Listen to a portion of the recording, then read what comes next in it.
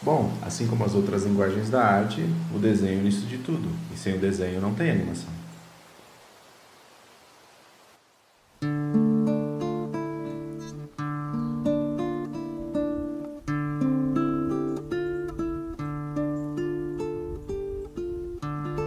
O meu primeiro contato com o desenho foi como a maioria, assim, desde criança, né? O primeiro contato com o papel, lápis de cor, o giz de cera. E o que eu acho legal é que o artista hoje, ele tem muito desse espírito criança, assim, dele pegar o papel, o material e às vezes começar e não saber o que vai surgir dali. A criança tem muito esse espírito de às vezes começar a rabiscar e sair uma forma dali, sair algo que ela acha interessante. A minha grande influência foi o meu irmão. E engraçado que foi indiretamente, ele nem sabe disso. As histórias em quadrinhos, né? Ele teve grandes coleções de histórias em quadrinhos e isso me influenciou indiretamente, porque eu usava as histórias, né, os desenhos como referência e lançava desafios e aos poucos eu conseguia superar esses desafios, o que me trouxe muita realização pessoal. Só que eu nunca imaginei que eu poderia trabalhar profissionalmente com isso, porque a nossa área, a nossa região aqui, ela não tem uma abrangência tão grande para a área de desenho.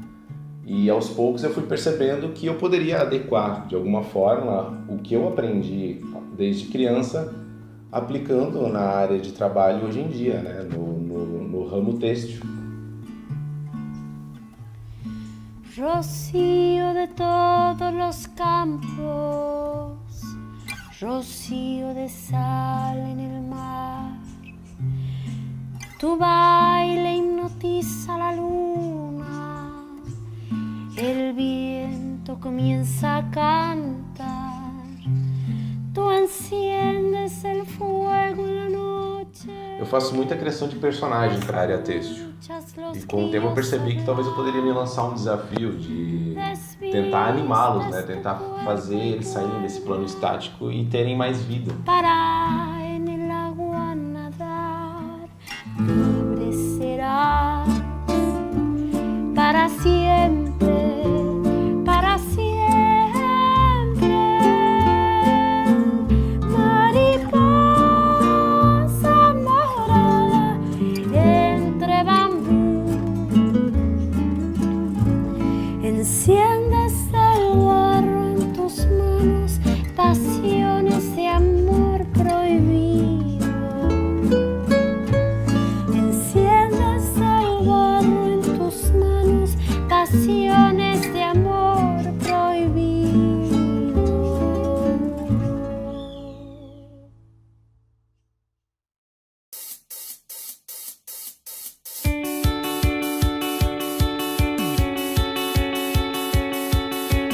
A animação sempre me pareceu ser uma coisa muito distante, que precisasse sempre de uma grande produção, investimento e principalmente muito tempo, como o que a gente vê na televisão, nos comerciais, no cinema, e o que de fato é verdade, né?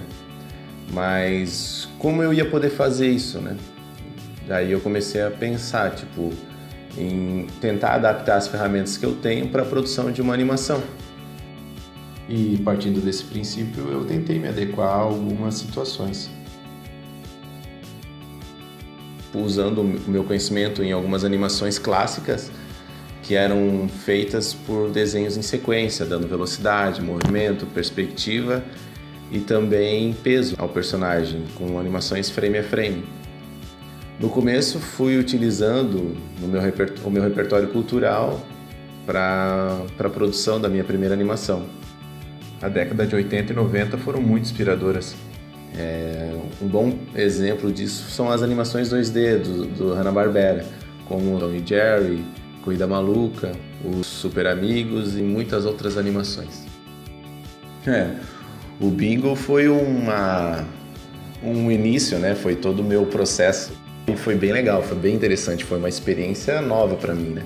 Porque eu usei dele tudo que eu precisava para aprender.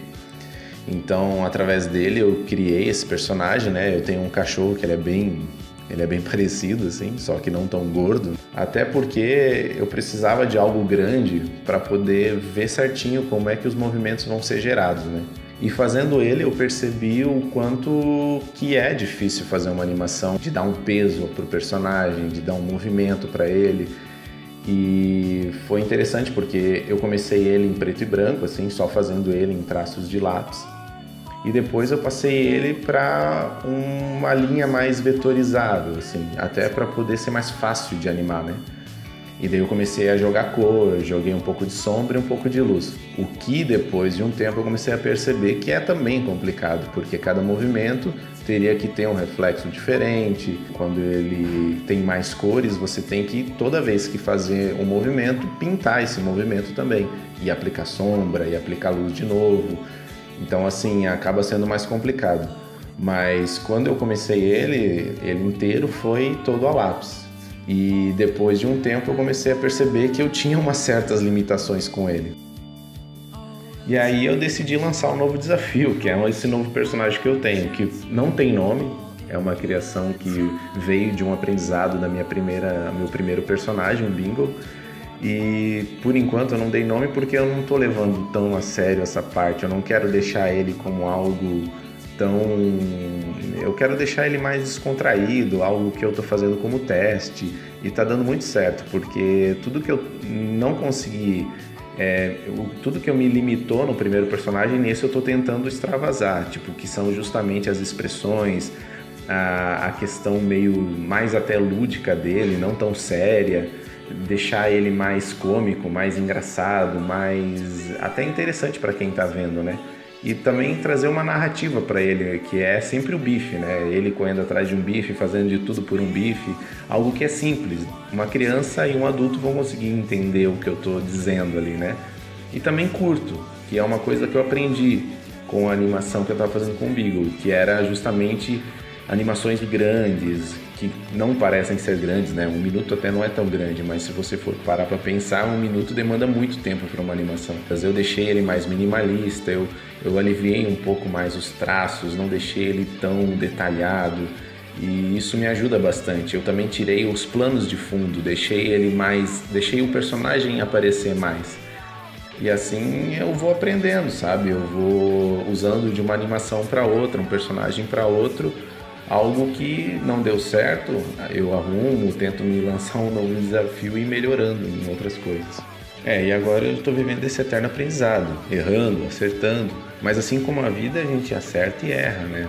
Só que o importante é a gente ver no que errou e tentar acertar para a próxima vez, porque é só assim que a gente vai para frente. E a animação, ela segue esse mesmo movimento, né? Eu sou Sérgio Manuel Girola, desenhista criativista e animador 2D. E para mim a arte é movimento que dá vida à emoção.